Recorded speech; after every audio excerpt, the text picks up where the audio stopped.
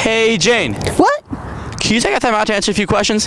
Yeah, I was trying to take a nap, but I guess so. Awesome. Do you have a secret pregame ritual? Listen to intense music, run past my opponent, and imagine whooping their butt. What makes you laugh the most? Probably when people are clumsy. What's your favorite sound? The buzzer at the end of a 2K race. The misery is over.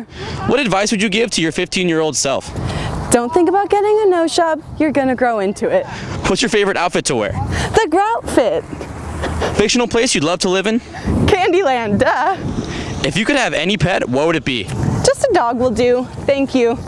What's the key to being a successful student athlete?